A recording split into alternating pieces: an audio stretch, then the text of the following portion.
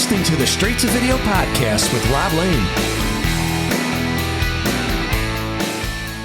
What is going on? Hope you're doing well. And you know what? Today feels like a brand new show. I'm back from a trip to Nashville in the USA to attend the annual Rock and Pod event, and much like when I've been to America in the past, I've come back feeling all inspired and ready to really try and take things to the next level. The event was a lot of fun. I got to meet up with people who I'd previously only spoken to and interacted with online, like my friend Chuck Shoot, who has an amazing podcast, the Chuck Shoot Podcast, and I got to connect with lots of previous guests on this show, such as Eric Martin, Tuck Smith, Monty Colvin, Stevie Rochelle, and Mark Weiss, as well as meeting a bunch of other cool musicians, actors, and podcasters alike. I'm going to be channeling all this newfound buzz right back into this show, so please keep an eye on things over the next few weeks and months. Today, though, on the podcast, I have a talk with one of the most accomplished and interesting people I've had on the show so far, and that's saying a lot after almost 230 episodes. This gentleman's career has had so many chapters, and each one, as I mentioned to him, could be a podcast episode in itself.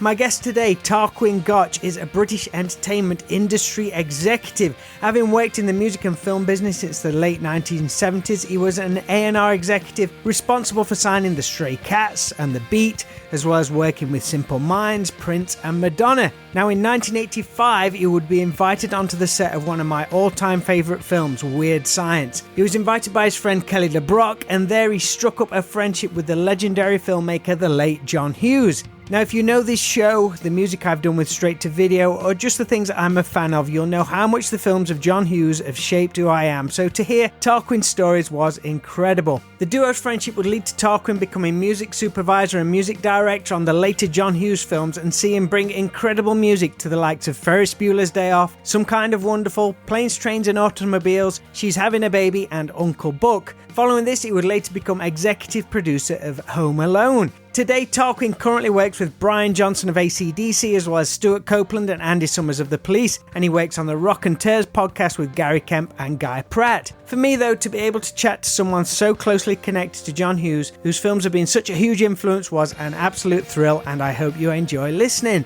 This episode of the Straight to Video podcast is proudly presented to you in association with Affinity Photo, an incredible piece of photo editing software which I use all the time for graphic design. I use it on the podcast episode art where you see each week, and it's an extremely affordable alternative to other programs on the market. So if you can, please check them out and show some support at affinity.serif.com. Alright, after my chat with Tarquin, I urge you to go check out the Life Moves Pretty Fast podcast series. It's a new 6-part series that celebrates the music and movies of John Hughes, and you can hear Tarquin talk with those who knew, loved and worked with John, alongside some of the artists whose music featured in those decade-defining films. There is also a new box set of music from these films under the same title, which you can pick up today. For now, though, please enjoy my straight-to-video chat with Tarquin Gotch.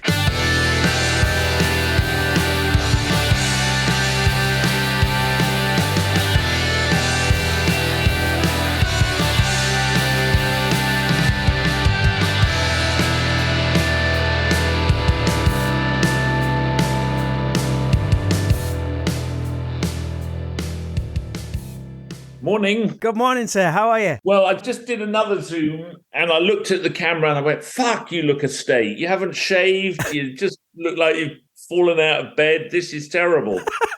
So, yeah, I'm fine. I'm just not looking fine. Don't worry about it. The podcast's only audio anyway. Thank God. Yeah, and I'm covered in dog hairs and it's all good. Yeah, I've got a dog back there. Mine's buried beneath all this behind me. Yep, there you go. So how is everything? You all good? Fabulous, thank you. Excellent. Yes. Thank you ever so much for doing this. I appreciate it, and for Holly helping us hook it up and get a date in the diary. It's very cool. It's an absolute pleasure, Rob, and Holly is the most magnificent and wonderful woman, and really you should have had her on because she's much nicer than I am. Has she got lots of stories as well? I'm sure she has. Some of them about me, so don't have her on. Don't Okay. have her on. Forget that. Fair enough. So I'm coming to you from just in between Nottingham and Derby, and pretty close to Chesterfield, where one of your old acts, the Thompson twins, have some roots, I believe. Tom Bailey's from there originally. Yes, that's right. They were signed to an obscure label Aristobort. So I'd like to take credit for the Thompson twins, but to be honest, I inherited them proudly. And then, with my later association with John Hughes, they were given some prominence. So that it all worked out in the end. Yeah. Diving into your career, there's so many elements to it, which I know this show's listeners would adore hearing about, but I think each part of your journey would demand an episode on its own. Well, you're in a flattering mood this morning. Always.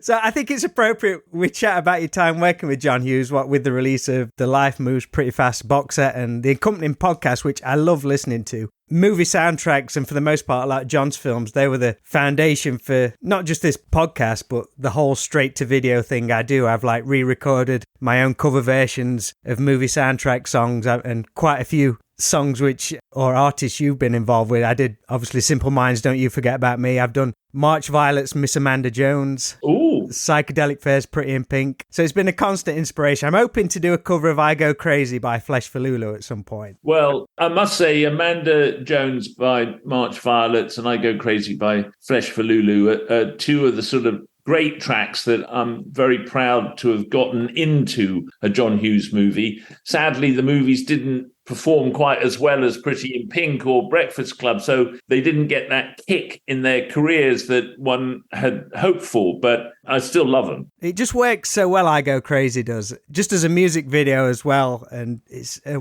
wonderful, wonderful song. I finally got to see him live. When was it? Before Nick passed away, they were supporting Goo Goo Dolls on their UK tour, and I know John Resnick from the Goo Goo Dolls, he was a massive Flesh for Lulu fan. I think they even covered one of their songs at some point. Really? That's impressive. Yeah, very, very cool. Just to give people a little background though, where did your love of music come from initially? I guess becoming a teenager in the 60s, you couldn't ask for a better soundtrack to such formative years. I mean, what is quite interesting is how music was at the centre of our culture when I was growing up in the 60s and 70s. You would buy an album, you would go home and you would collectively sit and listen to it with your friends. You would critique it, you'd have favourite tracks. And music was the subject for discussion at parties, gatherings, when you're in the pub, whatever. I mean, that continued for decades, really. I used to take albums down to my friend's house on LP and we'd just pick a track. That's right. Sadly, music's moved out of the centre. Right now, tech and politics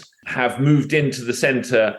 The music and soundtracks have been edged out. I was making a playlist of my favourite soundtrack music, and sadly, not much of it was from the last few years. Yeah. Music's just become literally a soundtrack to everything else, I guess, in a way. Yeah. Well, the music is everywhere now for free. It is not as valuable to us as it was. No. You thought when, Spotify or Napster or whenever you first realized that music was accessible, all music, you didn't realize that a side effect of that would be that it would be less valuable. Yeah, definitely. Was you a big collector of records then? Did you have access to some great record shops? Well, as an A&R man, I just had a huge amount of vinyl. And when John Hughes asked me to move to Chicago to run the company and executive produce Home Alone, I thought, can I take this huge vinyl collection with me? And I thought, no.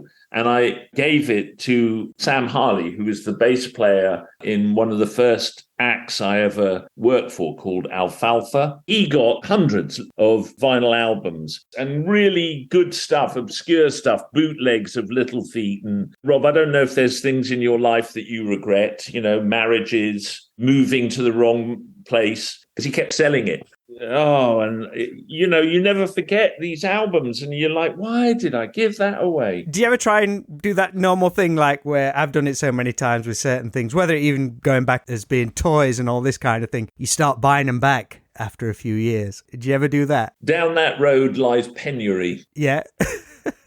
Your first steps into music were as a roadie and tour manager before becoming studio engineer, then publisher for Pendulum Music, then later A&R for Arista, signing The Beat and the Stray Cats. You later moved to WEA and had an involvement with Prince and Madonna and their success in the UK. What did that entail exactly? Well, just working the record company, making, it seems obvious now that you would focus on Prince or Madonna. Yeah. But, when the music first arrives from America, people that probably have their focus elsewhere on Foreigner or Dollar or whatever else we had on our plate. So you focus them on these artists because you think they're going to happen. We did special 12-inch mixes over here for Madonna, for instance, and Prince. We spent money to bring him over to play live, and had the great privilege of spending a whole day with Prince in London. And he was so shy or annoyed. He hardly said a word, and you were sort of worried about, oh, have I made the right decision bringing him over here? And then he walked out onto the stage. I think it was the Lyceum. We were like, whoa. Where did that come from? Whoa, this is good. So it was a great privilege to work with those artists. I took Ranking Roger from The Beat to I think it was called the Music Palace in Camden Town at the time. And he got to know Madonna. So, it was exciting times. Fantastic. And a big transition for you comes in 1985, whilst going back and forth to LA. Your friend Kelly LeBrock invites you out to the set of her latest film, Weird Science. How would you and Kelly become friends? Was she on the London scene or was it over in America? I mentioned earlier that I gave all my vinyl to Sam Harley because I've become very good friends with him. And through Sam, I think that I met Kelly. And, models have the same work hours as A&R men, i.e., they stay up late at night. And Kelly was obviously stunningly beautiful, but she was also fabulously good fun. You couldn't help but lose your heart to her. So we became very good friends. When I was on tour with Dollar in Japan, I got to hang out with her there. So, good friends. She just married Victor Dre. She'd just done The Woman in Red, and she invited me to stay with them. I stayed. And she said, you must come to the set. And I was delighted to do so. I thought I'd be there an hour. I was there all day. John just, between directing setups, would just talk to me about music. That's probably my favourite John Hughes film. Is it? Yeah, just for quotability and how strong the characters are. I just adore that film. It's such a strange film, but I love it. You know what? It's very unique in John's work. Yeah. It's the only science fiction movie. Yeah. He did one history movie, I think it's called Nate and somebody or other, before my time, very early on, that didn't really work. He did also rewrite a French movie about time travel. So I suppose there's two science fiction movies, but I love the fact that he combined, teen movies with science fiction. Brilliant. Yeah, it's just a tour de force for Anthony Michael Hall, I think, where he really hit his stride. Absolutely. It was genius. And really one of the shames is that because he'd done so many John Hughes pictures, he turned down the role of Ducky in Pretty in Pink. Do you recall what scenes were being filmed on the day you went? That's a horrible question, Rob, because I bloody can't. I'm going to have to watch the movie again to see if I can remember. Right. Was you in the house, though? Yes. Yeah. It was in the house. Right, okay. Definitely in the house.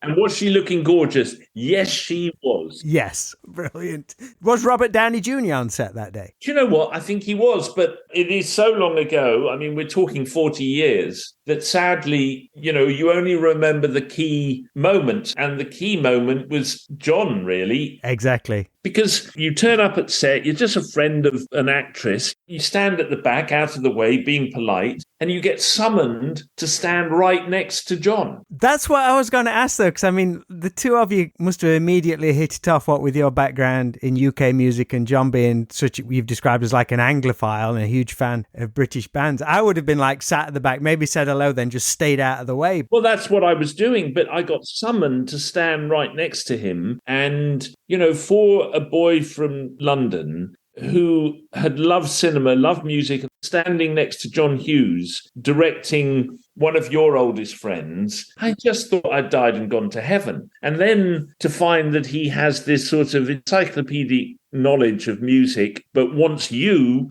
to feed him more. And you can, not because you're a genius or anything, but because of where you've come from. If I'd come from Germany, I'd never have got the job. I was so lucky that I came from London at the right time. Did you connect on any particular bands that day? No, we were talking about very specifically Pretty in Pink, which was in post-production. If we talked about a band, and I don't want to take on airs and graces that are not mine. But I think I steered him towards Echo and the Bunnymen because I had been their A&R man at WEA, and I thought they were brilliant. And I thought they could easily match U2's ability to fill stadiums. And I still don't know why they didn't quite achieve that level of success, because they certainly deserved it. Did you speak about music in films on that day, or was it just a love of music? Well, both, because when you were growing up in the 60s and 70s, the two things culturally that were important to you were films and music.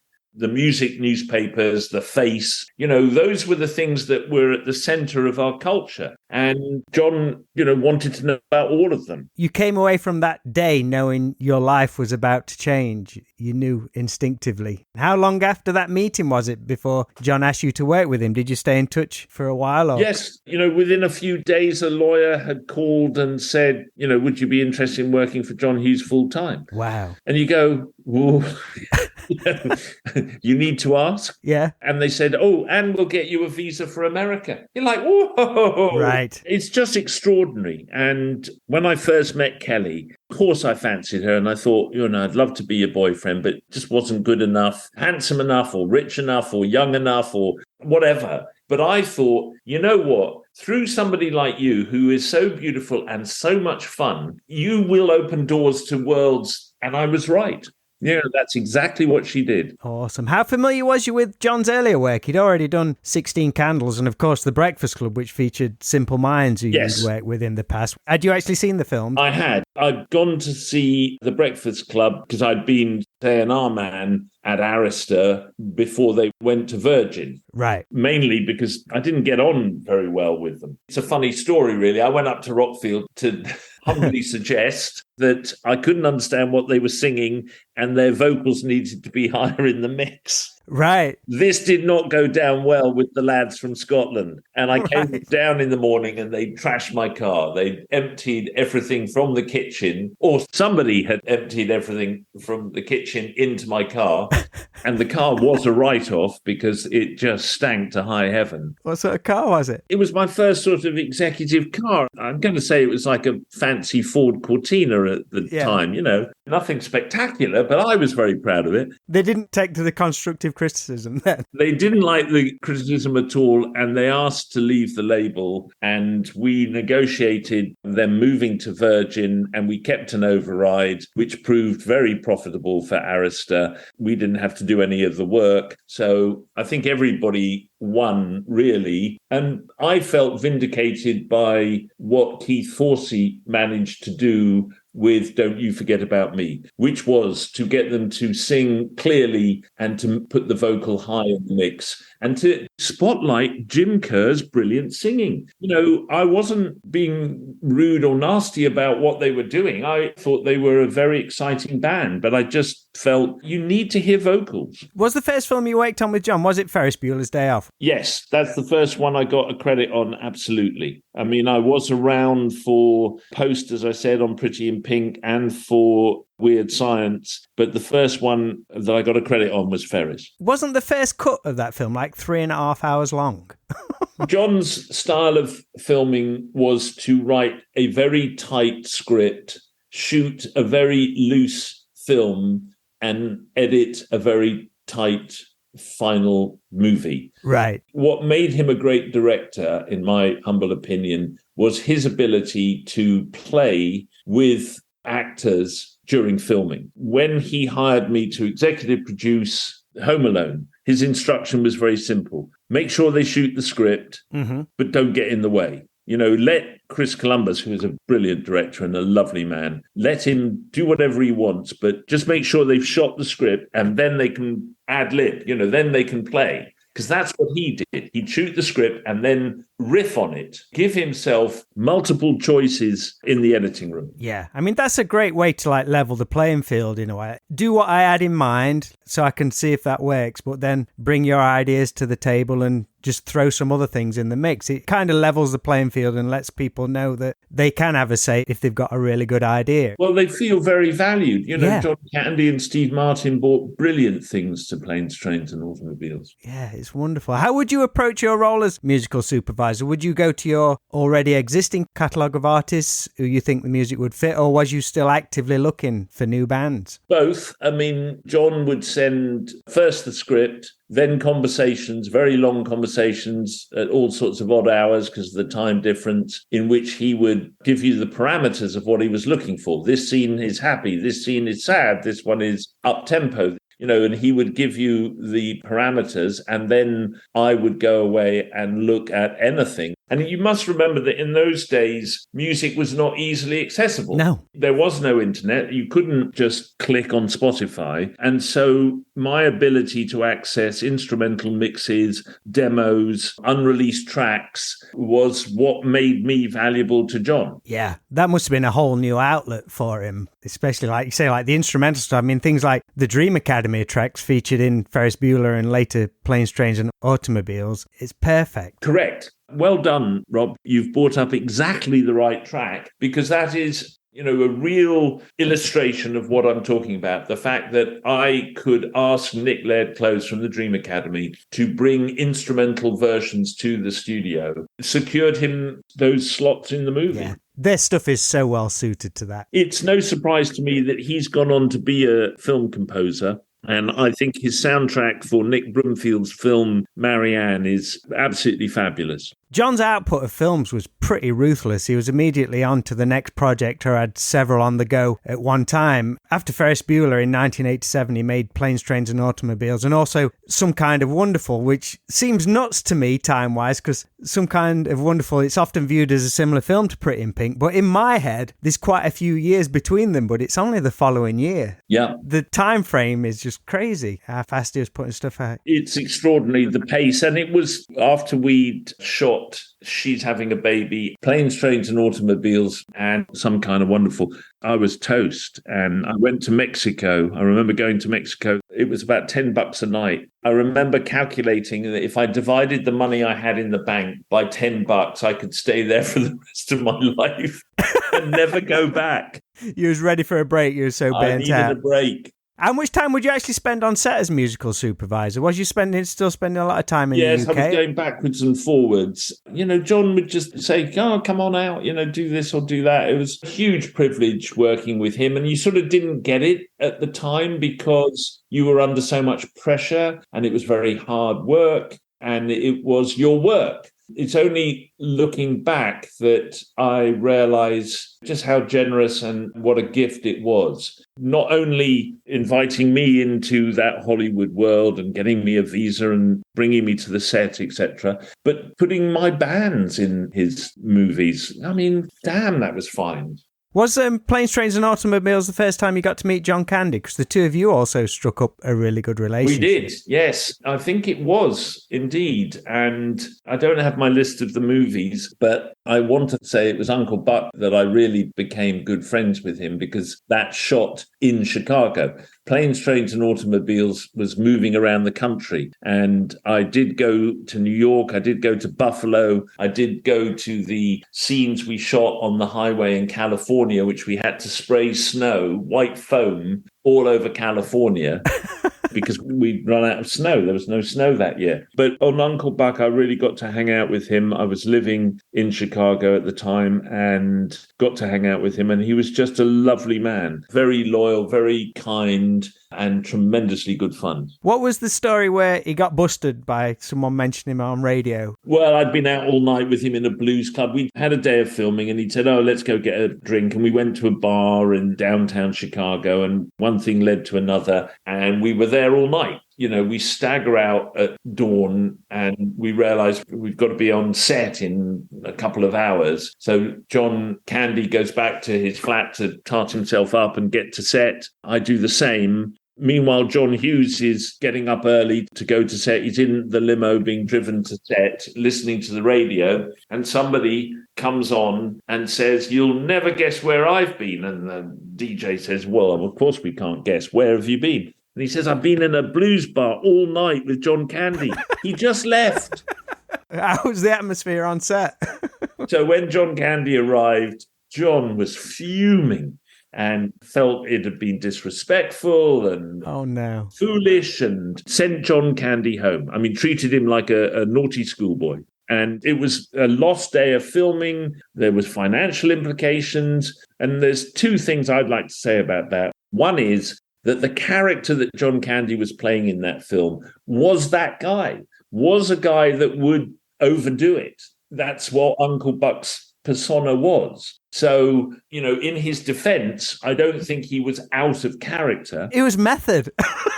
Yeah, thank you. That was the word I was looking for. And the second thing I'd like to say is he never dropped me in it. He never told John Hughes that I was there with him. I was living in fear, and he never mentioned it. It was absolutely sweet of him. Oh, what a legend. But didn't you have a scene in Planes, Trains and Automobiles? I did. I've seen a photograph of it. You look very Bob Dylan-esque. Oh, thank you very much. I'm already doing the show. You don't need to flatter me. I'm on the show already. But yeah, that's an example of John Hughes playing. He's got the scene with John Candy and Steve Martin in this diner, and he's shot the scene, and then he wants to play with it. And he's thinking, what if I put a blind man in between them who has to listen to them? And all I had to do was sort of sit there and move my head backwards and forwards. And I don't think the scene was cut from the film because I was bad, Rob. I think it was cut from the scene because the first cut was over 3 hours long. Right. Did that resurface on the recent DVDs, do you know? No. So that's still out there somewhere? Somewhere, yeah. After being music supervisor for several of the films, you're invited to be executive producer on Home Alone. The shoot had already begun, I believe, when you were brought in, and you were brought in to smooth some things out, I believe. Listen, you never want to say anything negative about anybody. I wasn't there, and I don't know the ins and outs of it all. But Chris Columbus was not happy, so I was brought in to keep him happy, and it was an absolute pleasure to do it because he is an incredibly capable director and an extremely nice man. I've personally always found the role of producer in films, I guess, confusing. On music albums, the role can be very varied, but I understand the different elements. But can you maybe give us an idea of what a producer or executive producer on films does? Are you the guy to get stuff done and allow the director his creativity on set, or is it a totally different role in each film? There are so many different roles for a producer, from the creative, which is helping fashion the script and the look and the everything. There is the money. There is the talent. When you see all those executive producer things, they're all there for a reason. They're usually the manager or agent of a very important member of the team, whether that's the cast or below the line. Right. Or they bought an incredibly large amount of money to the production, or they are part of the film companies that are making it. Those are the usual reasons why somebody's name comes under that of producer. But the most important producer really is the line producer. They're often called that, or sometimes they have other titles, but the ones that organize the cameras and the trucks and the catering and the hair and makeup to be there on the right day, ready to go. Which bits did you enjoy the most? Working with the talent, both John as the writer and director. I did a number of films with him as a director. Sadly, all of them bombed at the box office, which is probably why I left the company. Which of those films did you enjoy, though? Was it Dutch you did and Curly Sue? I did Dutch with Peter Feynman, and then I did Curly Sue with John, and Only the Lonely with Chris Columbus. I mean, what a fantastic 4 years that was. How was it all these years later returning to the world of John Hughes, particularly his team films, to help put together the Life Moves Pretty Fast soundtrack box set? Through that and the podcast, you got to reconnect with a lot of people who you'd worked with back then. Was that a lot of fun for you? That was, yes. I mean, I'm not one for going to old school reunions. I've never done that. I never quite understood why you would want to do that when, your current life is very demanding. Why would you go back to something that you did so long ago? But because I was doing this, I reconnected with a lot of people that I work with, and it was fabulous. I learned a lot. I learned that your memory is very fallible and that there's lots of stuff that you've forgotten. I learned that people have stories and they really want to tell them. How was it hearing all that music again? Was there some of it you'd not heard for quite some time? That's right, yes. Ben Jones, who produced the podcast, went on to nick all the good bits and put it into a radio show for Virgin Radio. And so I listened to that, and to hear the music as we were talking about it was really mind-blowing. You already lauded I Go Crazy. That stood up so well. hearing Yellow and that incredible production that Boris brought to their music that sort of elevated them and made them something so special that they're still being used today. I mean, they're currently on TV in a McDonald's advert. It's timeless stuff. Crazy. Speaking of the Yellow song, do you remember the moment that was decided to put in the film over the end credits? Wasn't that whole scene going to be earlier in the film? It was one of the things that had been cut in order to make the film to length. And then Matthew Broderick did this piece to camera saying, go on, go home. Go on. The movie's over, go home. And John wanted to put that at the end. And the editor, Paul Hirsch, very wisely pointed out that the audience wouldn't be there. That if you just ran credits, they'd all be home having a glass of wine or a cup of coffee. So that we needed to put something next to the credits to keep them there. And Paul, again, very cleverly suggested the scene that had been cut of the headmaster having to ride on the bus. We'd used Yellow earlier in the film just as a sting. That sort of guitar sting we'd already used earlier in the film. And we're watching this bus scene and trying stuff, and we put Yellow on and bingo. It works so well. Worked so well. The whole Life Moves Pretty Fast box set, it's all been greenlit and approved by John's family and his estate too. It has. John has two sons, John Jr. or John III and James, both of whom I knew when they were young lads because they would come to the set. John was a big family guy. And so, it was a real privilege to reconnect with them. And it was very important to me that both the box set and the podcast was to their liking. And they were across it and approved it. I think the films are already being seen by younger generations as well, but perhaps the music can go on to attract new listeners as well through Spotify and all that kind of thing. I hope so. I mean, what is difficult is that when the films first came out, the music was unknown. Yes. That can never be the case again. I mentioned Echo and the Bunnymen. You know, they were not a well-known group in America when we put them in that film. The Dream Academy, nobody knew them in America. Well, they'd had one very big hit with Life in a Northern Town. But people in Ohio, in Chicago, didn't know these groups. And John's great cleverness, if you like, was to fill those films with music that the people in the film would not have known. If you had been true to the people in the film, you would have been putting in Boston and Huey Lewis, and some good music. Yeah. I'm not saying it's not good music, but much more mainstream. That's right. You know, you'd have gone, Chicago, or put some blues in. But John didn't do that. He wanted the emotional kick that this English music gave him, and he put it in the films. At the top of this conversation, Tarquin, I mentioned there's so many other elements to your career which deserve a podcast on its own. Since returning to the UK, you've gone on to manage the likes of John Lord, as well as Stuart Copeland and Andy Summers of The Police. Also, massive involvement with Brian Johnson of AC/DC, who you worked on his book and TV series A Life on the Road. You continue to work on films such as Still Crazy and Killing Bono, which I really enjoyed. Oh, good. Everything is still tied to your love of music, though, and you say you move sideways rather than having a complete change in direction. Everything is connected, but you're always finding ways to put music in front of people in a different way. Yes, both creatively, it's something that I love, but we all have moments, Rob, where we think, why am I doing this? Is it really what I want to do? I need to change. You know what? I'm going to open a coffee bar because, Lewis, where I live, needs a nice big Scandinavian light-filled coffee bar. Yes, I know what that's what I'll do. Then you get into it and you realize that you have to get up at 6 a.m. and that you have to spend your life buying croissants and worrying about whether they're going to sell, and that you're not going to earn half as much as if you stick to what you're doing. So you go, well, you know what? I'm just going to keep doing what I've always done, which is in one way or another to work in the entertainment business. It's too late to change. I can't do anything else, and I love it. But just give it a different twist. After I came back from the States, I had lunch with Max Hole, who was running Universal Records at the time. I gave him his first job as an A&R man when I was at WEA, and he took me for lunch and said, I really thank you for that.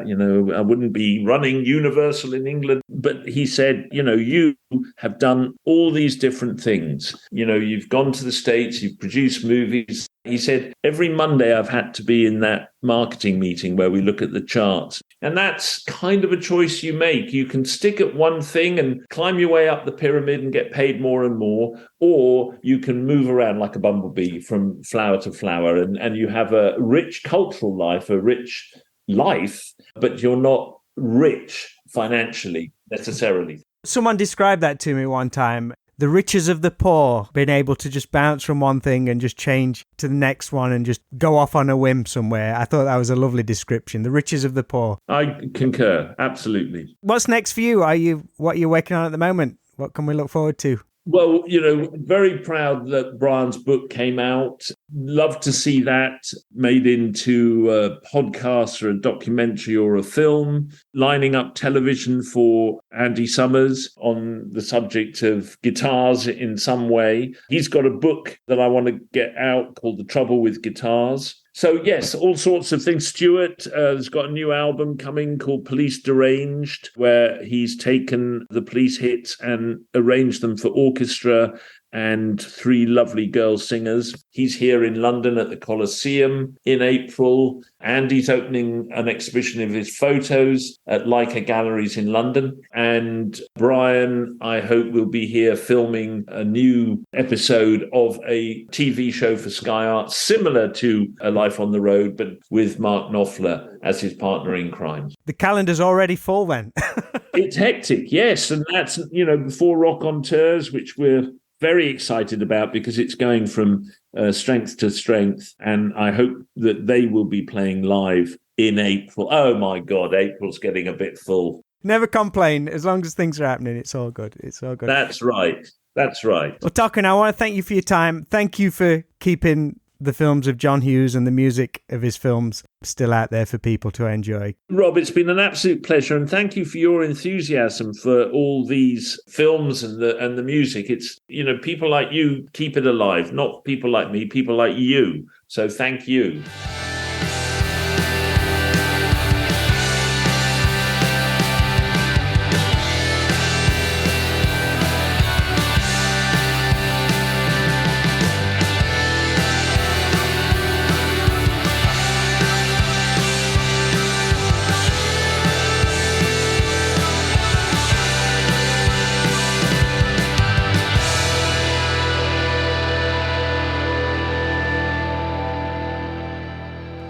Massive thanks to Tarquin Gotch for being such a great guest on today's show. I know I only tapped into a tiny part of his career and journey, but I hope it was enough to make you go dive a little more into his story, and hopefully check out the Life Moves Pretty Fast podcast series wherever you listen to this show and other podcasts. It's an absolute treat, which if you like this podcast, you'll certainly go nuts for that one too.